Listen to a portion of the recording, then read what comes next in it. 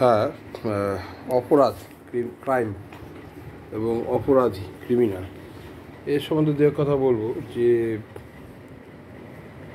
একটা একটা উদাহরণ টেনে বললে ভালো হয়, মানে যেটা বুঝতে সুবিধা হবে। ভারতবর্ষের কথাই বলি। ভারতবর্ষে এখন অপরাধীর সংখ্যা তো অনেক বেড়ে গেছে সমাজে।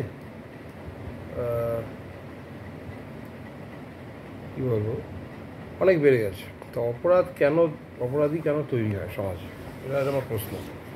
অপরাধী আমি যেটা মনে করেছি, এটা তো আমার মনে করা নয়, হয়তো ক্রিমিনাল সাইকোলজি বা অপরাধ মনস্তত্ত্বে এটা হয়তো আগে থেকেই আছে। আমি সেটা বলছি, আমি পড়িনি, কিন্তু না পড়ে আমি যেটা বুঝেছি সেটা বলছি। তা সেটা হচ্ছে যে অপরাধ, মানুষ তখনই অপরাধী হয় যখন সে কারোর দ্বারা অত্যাচারিত হবে।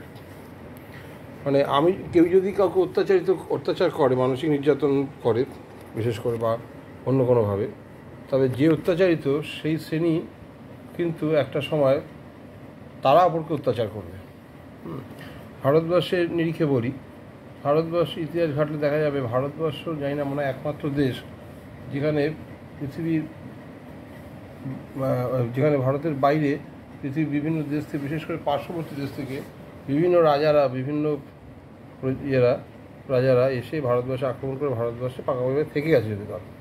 এবার তারা যখন আক্রমণ করে ভারতবর্ষে থেকে গেল, তখন দেখা গেল ভারতবর্ষের আদি বাসিন্দা ছিল, তারা অত্যাচার করেছে বিভিন্নভাবে। এখন কোনভাবে কীভাবে সেটা ব্যাখ্যা যাচ্ছি না। হয়তো ভারতবর্ষ তারা চিরকালই হিন্দু, তারা অন্য কোনো ধর্মের হয়ে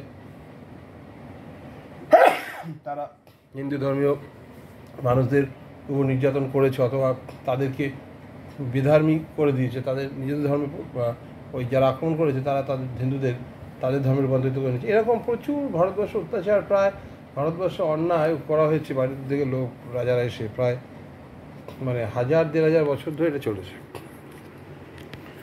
এখন আমি যেটা বুঝি, ক্রিমিনাল সাইকোলজির একটা বিষয় হচ্ছে, কেউ যদি অত্যাচারিত হয় কারো দ্বারা, তাহলে সেই অত্যাচারিত ব্যক্তি ভবিষ্যতে আরেকজনকে অত্যাচার করে। কারণ আমি যেটা মনে করি এর ব্যাখ্যাটা হিসেবে, সেটা হচ্ছে যে কেউ যদি কাউকে অত্যাচার করে, তবে যে অত্যাচারিত হচ্ছে আর অত্যাচারকারী যে অত্যাচার করছে, যে অত্যাচারিত হচ্ছে সে আসলে অত্যাচারকারীর কাছ থেকে অত্যাচারের শিক্ষাটাই নিচ্ছে আসলে, সে মানে হাতে কলমে। ন্যাচারালি সে এখন পরে আবার কাউকে অত্যাচার করতে কাউকে সুযোগ পাবে, যে অত্যাচারিত হচ্ছে এখন, সে কিন্তু তাকে যে অত্যাচার করেছে সেই অত্যাচারের শিক্ষাটাই সে কিন্তু তার উপর প্রয়োগ করবে। অর্থাৎ সে তখন অত্যাচারকারী হয়ে যাবে। মানে যে এখন অত্যাচারিত হচ্ছে সে পরবর্তী ক্ষেত্রে অত্যাচারকারী হয়ে যাবে। তা ভারতবর্ষ সেরকম দীর্ঘদিন ধরে এখানে বিভিন্ন অত্যাচার হতে হতে একটা সময় আসলো যখন আর রাজতন্ত্র থাকলো না, গণতন্ত্র চলে আসলো সারা পৃথিবীতে মোটামুটি। তখন আর তো বাইরে থেকে আক্রমণ করা কেউ নেই সহসা। তখন যে ভারতবর্ষের নাগরিক যারা 1000-1500 বছর ধরে এরকম অত্যাচারের শিক্ষা নিয়েছে, অত্যাচার করার, তারা কী করে নিজে একে অপরের প্রতি অত্যাচার করতে শুরু করে দিল। আজকে ভারতবাসীদের মধ্যে যে একে অপরকে অত্যাচার করছে, তার মূল কারণটাই হচ্ছে এইটা, আমি মনে করি। ঠিক আছে, আমি আমার ভিডিও এখানে সমাপ্ত করলাম। ভালো থাকবেন, আশা করি।